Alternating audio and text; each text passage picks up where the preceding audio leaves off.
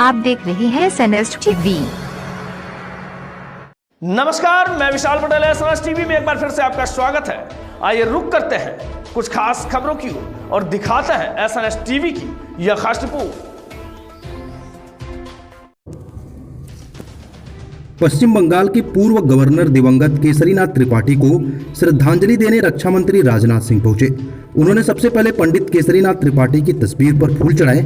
श्रद्धांजलि देने के बाद रक्षा मंत्री राजनाथ सिंह ने कहा कि पंडित जी को मैं बड़े भाई के रूप में देखता हूं। उनकी योग्यता, प्रतिभा, क्षमता से पूरा प्रदेश अच्छी तरह से परिचित है और उनके निधन से पूरे देश को अपूरणीय क्षति हुई है। उनको श्रद्धांजलि देने उत्तर प्रदेश के डिप्टी सीएम केशव मौर्य और ब्रजेश पाठक, बीजेपी वरिष्ठ नेता मुख्तार अब्बास नकवी के अलावा हर बड़े नेता भी पहुंचे थे। भैया इसके आगे पीछे नहीं भैया बराबर कर लीजिए बड़े भैया। बहुत जरूरी है हमारा भी। सर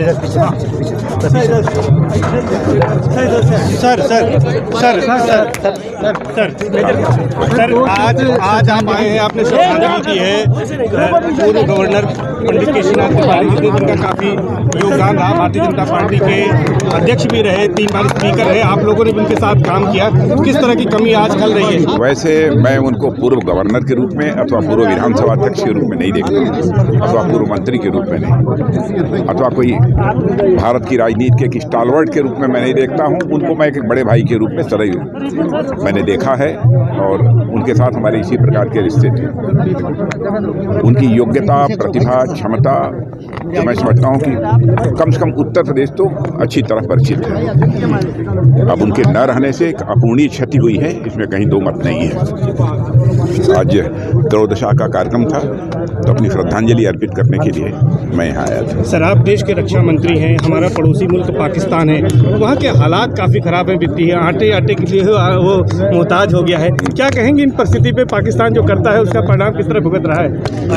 मैं कोई टिप्पणी नहीं करना चाहूँगा, क्योंकि चाहे पाक ऑक्युपाइड कश्मीर हो, चाहे पाकिस्तान हो, जनता सुखी रहे यह तो हम सदैव यही कामना करेंगे, क्योंकि भारत दुनिया का इकलौता देश है जिसने कि भारत की सीमा में रहने वाले लोगों को ही अपने परिवार का सदस्य नहीं माना है, बल्कि पूरे विश्व की धरा पर रहने वाले लोगों को अपने परिवार का सदस्य मानते हुए वसुधैव कुटुंबकम यानी the whole world is a family, यह संदेश देने वाला भारत है। इसलिए चाहे पाकिस्तान का कोई हो, चाहे पाक ऑक्युपाइड कश्मीर का हो, संकट में न रहें लोग, सब सही सलामत रहें, ठीक तरीके से रहें, कोई भूख से प्यास से दम न तोड़ने पाए, ऐसी स्थिति न पैदा हो, हम तो यही कामना करेंगे। चाइना की अगर बात करें तो चाइना कोरोना की महामारी के बाद भारत की जिस तरह अर्थव्यवस्था मजबूत हुई है, हम ब्रिटेन से भी अच्छी अर्थव्यवस्था है। चाइना बार बार आग दिखाता है, किस तरह से उसको सबक सिखाने के लिए या भारतीय सीमा सेना तैयार है? ये चाइना को अच्छी तरह मालूम है। मैं समझता हूँ मुझे उस संबंध में टिप्पणी करने की कोई ज़रूरत नहीं है। यहाँ तक कि इकॉनमी की साइज यानी अर्थव्यवस्था के आकार का प्रश्न है, इस समय भारत दुनिया की टॉप 5 इकॉनमीज़ में आकर जो है खड़ा हो चुका है।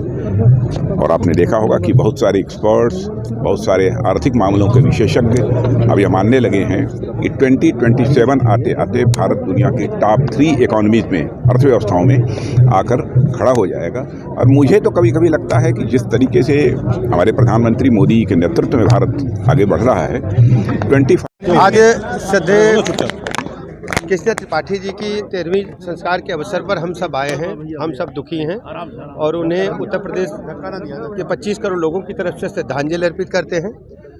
श्रद्धेय त्रिपाठी जी ने अपने जीवन काल में विधि के क्षेत्र में, वकालत के क्षेत्र में और विधायिका के क्षेत्र में अभूतपूर्व काम किए हैं।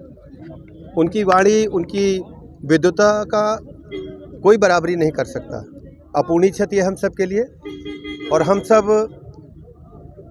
साथी, हम सब उनके परिवार के सदस्य ईश्वर से प्रार्थना करते हैं कि ईश्वर परिवार को इतनी ताकत दें जिससे वो असहनीय पीड़ा को सह सके और हम सब त्रिपाठी जी के परिवार के साथ हमेशा रहेंगे। अच्छा, राहुल गांधी जी भारत जोड़ो यात्रा कर रहे हैं, आप स्वास्थ्य मंत्री हैं और मुख्यमंत्री हैं, तो टी शर्ट में कर रहे हैं, तो इसके लिए क्या बात करेंगे? दोबारा देखिए भैया।